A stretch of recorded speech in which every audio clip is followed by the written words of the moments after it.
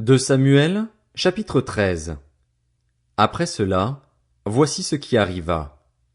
Absalom, le fils de David, avait une sœur qui était belle et qui s'appelait Tamar. Or Amnon, le fils de David, tomba amoureux d'elle. Amnon était anxieux jusqu'à se rendre malade à cause de sa sœur Tamar. En effet, elle était vierge et il lui paraissait difficile de faire la moindre tentative auprès d'elle. Amnon avait un ami du nom de Jonadab. C'était un fils de Chiméa, le frère de David, et un homme très rusé. Il lui demanda, « Pourquoi deviens-tu donc chaque matin plus abattu, toi qui es un fils de roi? Ne veux-tu pas me le dire ?»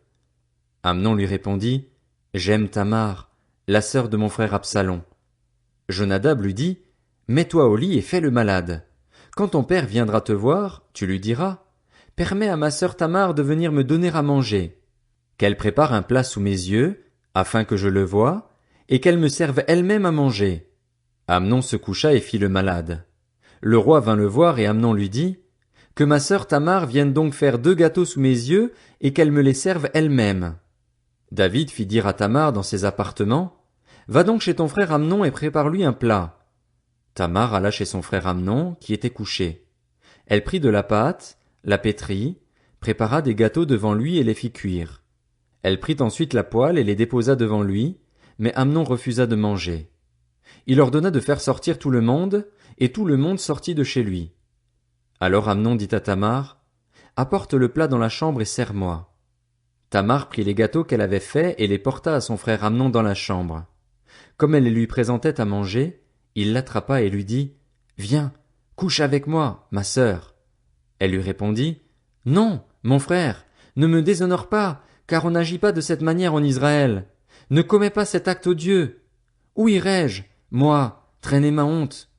Et toi, tu serais comme l'un des plus ignobles en Israël. Maintenant, parle donc au roi, et il ne m'empêchera pas d'être à toi. » Mais il ne voulut pas l'écouter. Il se montra plus fort qu'elle, et il la viola, il coucha avec elle. Puis Amnon éprouva de la haine envers elle, une haine plus forte encore que ne l'avait été son amour, et il lui dit, « Lève-toi, va-t'en. » Elle lui répondit, « Non, n'augmente pas, en me chassant, le mal que tu m'as déjà fait. » Il refusa de l'écouter. Appelant le garçon qui était à son service, il dit, « Qu'on fasse partir cette femme de chez moi, qu'on la mette dehors, et ferme la porte derrière elle. » Elle portait une robe de plusieurs couleurs. C'était en effet la tenue que portaient les filles du roi aussi longtemps qu'elles étaient vierges. Le serviteur d'Amnon la fit sortir et ferma la porte derrière elle. Tamar déversa de la cendre sur sa tête et déchira sa robe multicolore. Elle mit la main sur sa tête et s'en alla en poussant des cris. Son frère Absalom lui dit, « Est-ce que ton frère Amnon a couché avec toi? Maintenant, ma sœur, garde le silence, car c'est ton frère. Ne prends pas cette affaire trop à cœur. » Et Tamar s'installa, accablée, chez son frère Absalom. Le roi David apprit tout ce qui s'était passé et il en fut très irrité. Quant à Absalom, il ne parla ni en bien ni en mal à Amnon, mais il éprouva de la haine pour lui parce qu'il avait déshonoré sa sœur Tamar. 2 ans après, comme il avait les tondeurs de moutons chez lui à Baal-Hatsor, près d'Éphraïm, Absalom invita tous les fils du roi.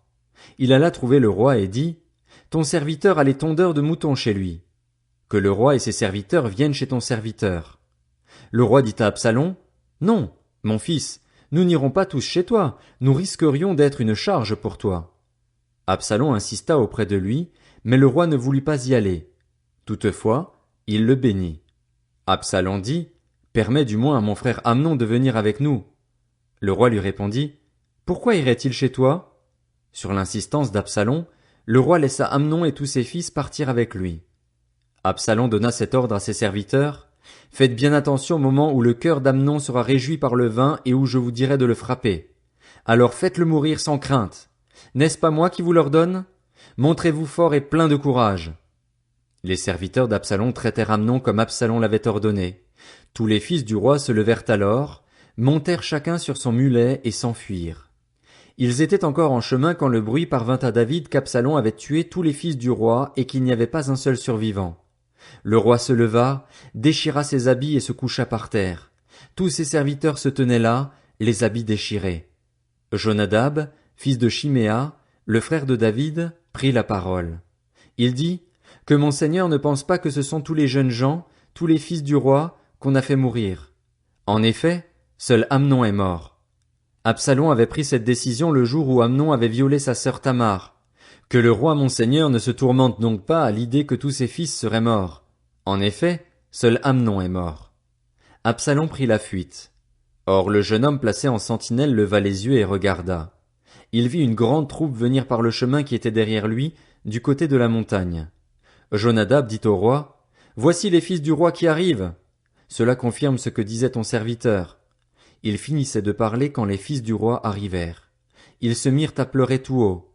Le roi et tous ses serviteurs pleurèrent eux aussi abondamment. Absalom avait pris la fuite et il se rendit chez Talmaï, fils d'Ammihur et roi de Guéshur. Quant à David, il menait tous les jours deuil sur son fils. Absalom resta 3 ans à Guéshur, où il s'était rendu après avoir pris la fuite. Le roi David cessa de poursuivre Absalom lorsqu'il fut consolé de la mort d'Amnon. 2 Samuel, chapitre 14. Joab, fils de Tseruja, s'aperçut que le cœur du roi était bien disposé envers Absalom. Il envoya chercher à Tekoa une femme rusée, à qui il dit « Prends une attitude de deuil, mets des habits de deuil, ne te parfume pas, sois pareil à une femme qui pleure depuis longtemps un mort. Tu iras trouver le roi et voici ce que tu lui diras. » Et Joab lui précisa ce qu'elle devait dire. La femme de Tekoa alla parler au roi. Elle tomba le visage contre terre et se prosterna, puis elle dit « Roi, sauve-moi !» Le roi lui demanda « Qu'as-tu » Elle répondit « Hélas, je suis veuve, mon mari est mort. Moi, ta servante, j'avais 2 fils. Ils se sont tous les 2 disputés dans les champs et il n'y avait personne pour les séparer. L'un des 2 a frappé l'autre à mort. Le clan tout entier s'est dressé contre ta servante en disant « Livre-nous celui qui a tué son frère. Nous voulons le faire mourir pour l'assassinat de son frère. Nous voulons le détruire, même s'il est l'héritier. » Ils éteindraient ainsi le seul tison qui me reste pour ne laisser à mon mari ni nom ni survivant à la surface de la terre. Le roi dit à la femme « Retourne chez toi. Je donnerai des ordres à ton sujet. » La femme de Tekoa dit au roi « Mon seigneur le roi, c'est sur moi et sur ma famille que la faute doit retomber. Le roi et son trône en sont innocents. » Le roi dit « Si quelqu'un parle contre toi, amène-le-moi et il ne te touchera plus. » Elle dit « Que le roi se souvienne de l'Éternel, ton Dieu, afin que le vengeur du sang n'augmente pas ma ruine et qu'on ne détruise pas mon fils. » Il répondit « L'Éternel est vivant, pas un cheveu de ton fils ne tombera à terre. » La femme dit « Permets que ta servante dise un mot à mon seigneur le roi. » Il dit « Parle. » La femme dit « Pourquoi as-tu eu de telles pensées contre le peuple de Dieu? Il découle des paroles même du roi que le roi est comme coupable en ne faisant pas revenir celui qui l'a chassé. Il nous faudra tous mourir, et nous serons pareils à de l'eau versée par terre et qui ne se rassemble plus. Dieu ne relève pas un mort, mais il désire que le fugitif ne reste pas exclu de sa présence. Maintenant, si je suis venu dire ces choses au roi mon seigneur, c'est que le peuple m'a fait peur. Et moi ta servante, je me suis dit, je veux parler au roi. Peut-être le roi fera-t-il ce que dira sa servante. Oui, le roi écoutera sa servante pour la délivrer de ceux qui cherchent à nous éliminer, mon fils et moi, du peuple de Dieu. Moi ta servante, j'ai dit, que la parole de mon seigneur le roi me donne le repos. En effet, mon seigneur le roi est comme un messager de Dieu pour distinguer le bien et le mal. Et que l'Éternel, ton Dieu, soit avec toi. Le roi répondit à la femme, ne me cache rien dans ce que je vais te demander. La femme dit, que mon seigneur le roi parle. Le roi dit alors, Joab n'a-t-il pas manigancé tout cela avec toi? La femme répondit, aussi vrai que ton âme est vivante, roi mon seigneur, la réalité correspond bien à tout ce que dit mon seigneur le roi. C'est en effet ton serviteur Joab qui m'a donné des ordres et qui m'a précisé à moi, ta servante, tout ce que je devais dire. C'est pour présenter les choses d'une autre manière que ton serviteur Joab a fait cela. Mais mon seigneur est aussi sage qu'un ange de Dieu pour connaître tout ce qui se passe sur la terre. Le roi dit à Joab, je veux bien agir comme tu l'as dit. Vas-y donc, ramène le jeune Absalom. Joab tomba le visage contre terre et se prosterna. Il bénit le roi, puis il dit, moi ton serviteur, je sais aujourd'hui que j'ai trouvé grâce à tes yeux, roi mon seigneur, puisque tu agis conformément à ce que j'ai dit. Joab se leva et partit pour Guéshur, et il ramena Absalom à Jérusalem. Mais le roi dit, qu'il se retire chez lui. il ne sera pas admis en ma présence. Absalom se retira chez lui, et il ne fut jamais admis dans la présence du roi. Il n'y avait dans tout Israël aucun homme aussi réputé qu'Absalom pour sa beauté. Depuis la plante du pied jusqu'au sommet de la tête, il ne présentait aucun défaut. Il se rasait chaque année la tête, parce que sa chevelure était trop lourde pour lui. Lorsqu'il le faisait, les cheveux de sa tête pesaient environ 2,5 kilos d'après la valeur étalon royale. Absalom eut 3 fils ainsi qu'une fille du nom de Tamar. C'était une belle femme. Absalom habita 2 ans à Jérusalem sans être admis dans la présence du roi. Il fit appeler Joab pour l'envoyer vers le roi, mais celui-ci refusa de venir vers lui. Il le fit appeler une 2e fois et Joab ne voulut pas venir. Absalom dit alors à ses serviteurs, « Voyez le champ de Joab, il est à côté du mien et il y a de l'orge. Allez-y mettre le feu. » Et les serviteurs d'Absalom mirent le feu au champ. Joab se leva et alla trouver Absalom chez lui. Il lui dit, « Pourquoi tes serviteurs ont-ils mis le feu au champ qui m'appartient » Absalom répondit à Joab, « Eh bien, je t'avais fait dire de venir ici. Je voulais t'envoyer vers le roi, afin que tu lui dises, « Pourquoi suis-je revenu de Guéshur ? Il vaudrait mieux pour moi que j'y sois encore. Je désire maintenant être admis dans la présence du roi, ou, si je suis coupable de quelque chose, qu'il me fasse mourir. » Joab alla vers le roi et lui rapporta cela. Le roi appela Absalom, qui vint vers lui et se prosterna le visage contre terre en sa présence. Et le roi embrassa Absalom. 2 Samuel, chapitre 15. Après cela, Absalom se procura un char et des chevaux, ainsi que 50 hommes qui couraient devant lui. Il se levait de bon matin et se tenait au bord du chemin qui conduit à la porte de la ville.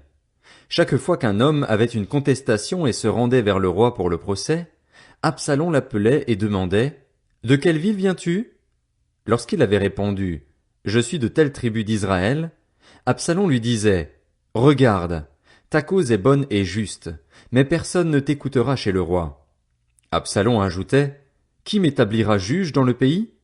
Tout homme qui aurait une contestation et un procès viendrait me trouver et je lui rendrais justice. » Quand quelqu'un s'approchait pour se prosterner devant lui, il lui tendait la main, le retenait et l'embrassait.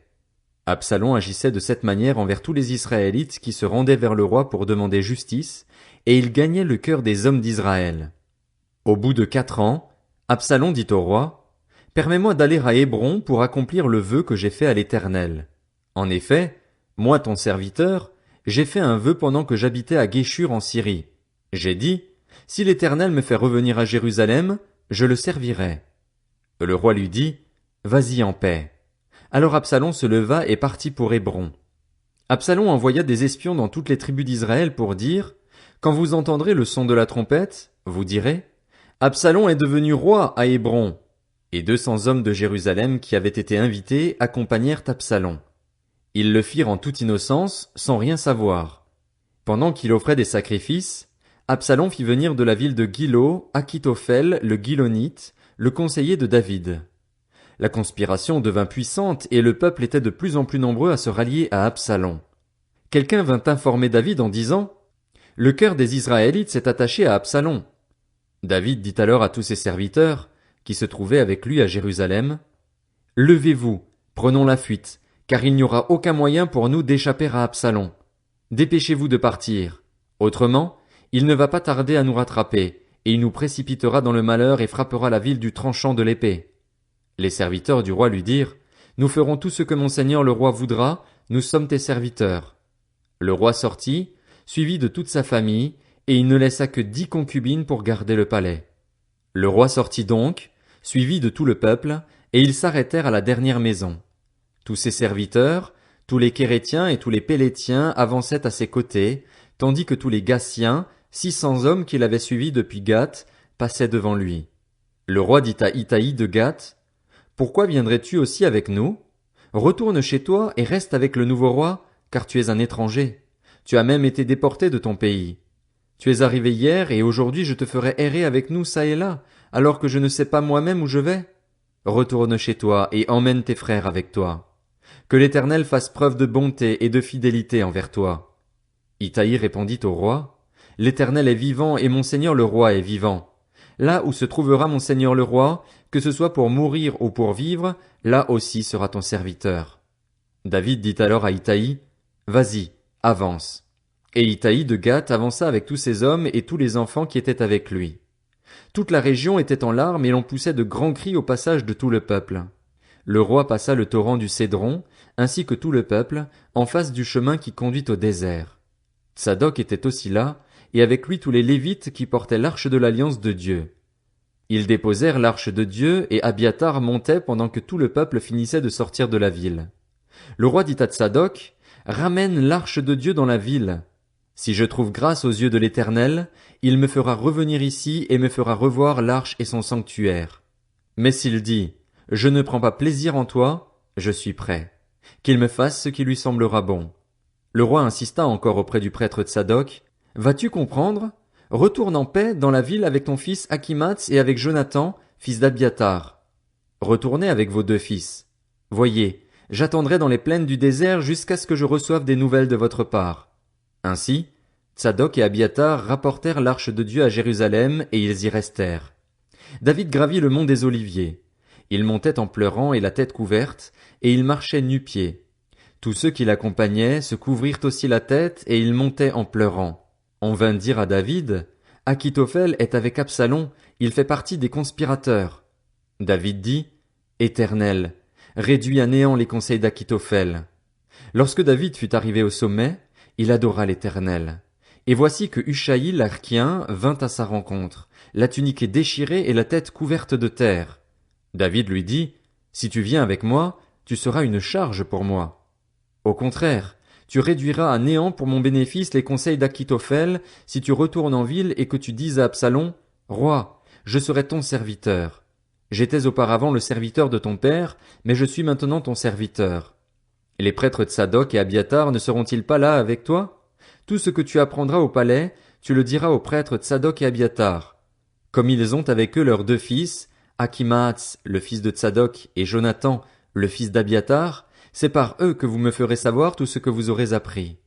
Hushaï, l'ami de David, retourna donc dans la ville de Jérusalem alors qu'Absalom y entrait.